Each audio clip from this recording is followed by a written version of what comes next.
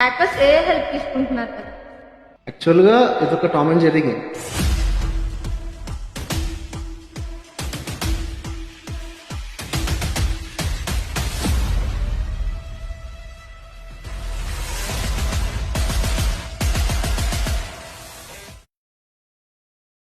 Sir ఇప్పుడు కొత్త కొత్త అటాక్స్ కోసం హ్యాకర్స్ ఏ హెల్ప్ తీసుకుంటున్నారు కదా, మరి వాటిని డిఫెండ్ చేసుకోవడానికి డిఫెండర్స్ కూడా ఏ హెల్ప్ తీసుకుంటున్నారు. మరి వీళ్ళిద్దరు ఎవరు స్మార్ట్ అంటారు, హ్యాకరా డిఫెండరా? యాక్చువల్గా ఇదొక Tom and Jerry game.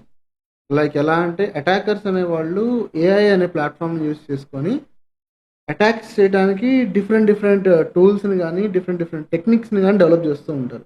Like fishing అని కానివ్వండి, లేదా డీప్ ఫేక్ అటాక్స్ అని కానివ్వండి, ఇలా డిఫరెంట్ కైండ్స్ ఆఫ్ అటాక్స్ ఉన్నాయి.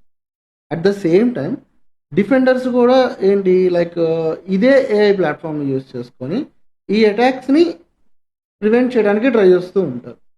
రైట్. సో ఇక్కడ ఎలా ఉంటుందంటే హూ విన్స్ ఫస్ట్ అంటే మనం ఏం చెప్తాం చెప్పండి, the person who has a knowledge. ఎవరికైతే ఏఐ మీద ముందు నాలెడ్జ్ ఉంటుందో వాళ్ళు స్మార్టర్ అవుతారు ఆటోమేటిక్గా. Right. At the same time present ఉన్న టెక్నాలజీని బట్టి అందరూ కూడాను ఈ సైబర్ అటాక్స్ నుంచి సేఫ్ అవ్వాలి అంటే ఖచ్చితంగా ఏఐ మీద అవేర్నెస్ ఉండాలి. ఒకవేళ ఏఐ మీద అవేర్నెస్ కనుక లేకపోతే ఆటోమేటిక్గా హ్యాకర్స్ అనే వాళ్ళు స్మార్టర్ అవుతారు డిఫెండర్ కన్నా. అదే అందరికీ అవేర్నెస్ ఉంటే ఆటోమేటిక్ ఏమవుతుంది, అటాక్ అనేది జరగకుండా అసలు ఏ కైండ్ ఆఫ్ అటాక్ ఏంటి అనేది కూడా ఒక క్లారిటీ ఉంటుంది. కాబట్టి స్మార్ట్గా ఆలోచించి యూజర్స్ కానివ్వండి డిఫెండర్స్ కానీ అందరూ సేఫ్ అవుతూ ఉంటారన్నమాట.